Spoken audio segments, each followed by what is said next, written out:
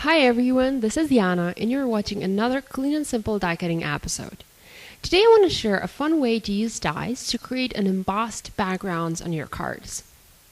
Now here I have several die examples from Spellbinders. All of these are from the expandable pattern line and their size is almost the size of an A2 card. These are just about 1/4 of an inch smaller. I do have one card using one of those dies done in the same way, and I'll have it posted on my blog, so feel free to check it out if you like. Now, you don't have to use these specific dies. There are lots and lots of dies out there that will work perfectly for this technique. For example, Spellbinders has lots of card creator dies. You can use those, or even use a smaller die to create a partial embossing on a card. The options are simply endless here. The die that I'm going to use today is a newer one from the February 2015 release from Spellbinders. This is a bigger die from the 5x7 card creator line, but I'm still going to use it to make an A2 card. You can definitely use it to make a bigger card if you like bigger cards. I have also pre-cut 2 pieces of cardstock, and I do have to point out that it's best to use thicker cardstock.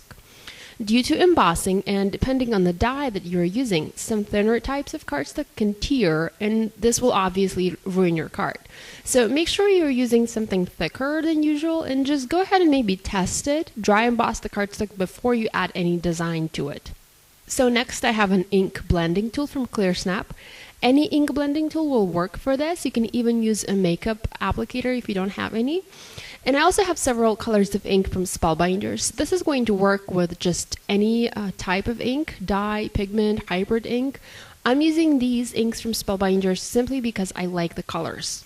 So here I have a golden glow, which is a very nice yellow, a delicious orange, which is a bright orange, captivating coral, this is a very pretty pink, and 2 shades of green, and finally sea spray, a very beautiful blue, which I had accidentally contaminated with one of the greens, and that actually made it even prettier. So at this point, I would suggest you go ahead and test your cardstock, see if it's thick enough to withstand that dry embossing.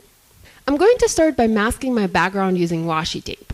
This one is 3/4 of an inch wide, and I'm going to end up having 4 masked areas and 4 unmasked areas, which I'm going to add ink to. I'm using the grid lines of my cutting mat to make sure I space the washi tape strips evenly. You can adhere a second washi strip right after the first one, then add the third one right after the second one, and then remove the second one to make sure you have perfect spacing. You can also use a background stamp for this. Simon Says stamp has a very cool wide background stripe stamp that would work great for this. You can ink up each stripe using a different ink color and skip the whole masking and inking part. I find masking and inking to be a little bit faster and a little bit more perfect, I guess. I can see how much ink or how much color I have and can go back and add more if I need to. So after I've added the washi tape strips to my cardstock, I moved my paper to a craft mat so that I wouldn't get my cutting mat dirty with the ink. I'm picking out 4 colors to work with, and I'm going to use my ink blending tool and a foam applicator to add different colors of ink to each of the stripes. This is just basic inking, no rocket science or anything like that.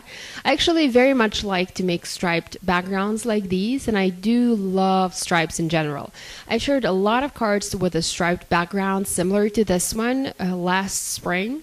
And I also love stripes in clothing. I have a couple of shirts with bold stripes, and I just adore striped wallpaper. I don't have any at our home, but I'm hoping to do a simple remodel one day and to have a black and white striped wall in one of the rooms.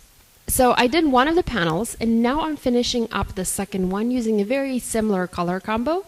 I only switched out the orange for the blue one. I really like that blue one better. Now that these backgrounds are ready, it's time to emboss them. You need to add inking or stamping to your paper before you emboss it, because you won't be able to get that nice coverage after it has been embossed. It's a different technique which also looks nice, but it's simply not what I'm going for today. So first add ink, then emboss your paper. I'm going to use a piece of washi tape and tape my panels onto my dies to make sure they stay in place. Now it's time to emboss these. Make sure you're using the embossing sandwich on your machine and not the usual one for your die cutting. Although now that I think about this, I think the die cut panel with a fun inking like that would definitely look very interesting. I might have to give it a try and see what that's going to look like. I'm using my new teal grand caliber machine. This one has a lot more power than the previous Raspberry one. I usually use my Artisan Explorer, a machine from Spellbinders, but the background die that I'm using is a larger one and it doesn't fit in that machine, so hence the grand caliber machine here. So here are the dry embossed panels. I love the one on the left. The embossing looks perfect on that one.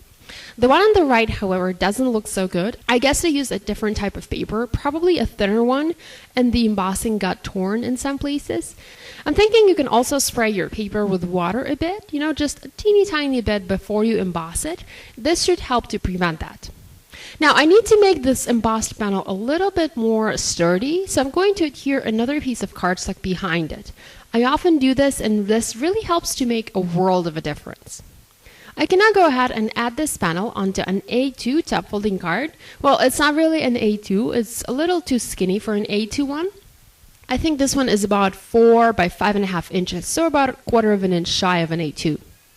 For my sentiment, I'm going to use the stamp set from Alt New, and it has two beautiful quotes. A moment of patience in a moment of anger prevents 1,000 moments of regret. You can use any other sentiment you like, maybe a birthday or a thank you or a miss you one, really just anything. I, however, really like this quote, and I wanted to use it on my project. This is something I need to be reminded of, as I'm sometimes a very impulsive person, so a moment of patience for me is a good advice. Anyhow, I'm going to stamp this one using Versafine and Onyx Black ink onto a strip of white cardstock and adhere that onto my card using foam adhesive. Now I need to add a couple more elements to this design. I decided to use leaves from several creative flower dies from Spellbinders. For some reason, I almost never use leaves. No idea why, but I know they look beautiful and add a lot of interest to a project. So today I decided to grab a few and cut several accents for my card. I pulled out yellow and green cardstock and grabbed leaf dies from the zinnia set and I think an aster set. But any leaves are going to work for this one, I think. It really doesn't matter what shape they are. So I'm going to die cut several green leaves and just 2 out of yellow cardstock, simply to create a pop of color for this project. I have both green and yellow colors in this card, so these are going to work as nice accent pieces. I'm going to shape each leaf with my fingers, make it a little bit more dimensional and realistic. These leaves also have vines debossed into them, so they already have that realistic look. I'm starting with the larger leaves and trying to create a visual triangle around my sentiment. After I have the larger leaves in place, I can come in with the smaller ones and finally add yellow leaves to my card. I'm going to adhere all of these using the matte medium from Ranger. So I also decided to add a couple of gold glittery enamel dots to help emphasize that visual triangle. As a one final touch, I adhered a bit of white twine, tied into a bow, and that finished my project. Thank you for joining me. If you're looking for a list of products I used to create this card, you can find them in the video description and also on my blog. If you would like to see more videos using products from Spellbinders, please click the link you see on the screen. And if you're new to my channel, please subscribe. I have new videos coming out every week. Thanks, and bye!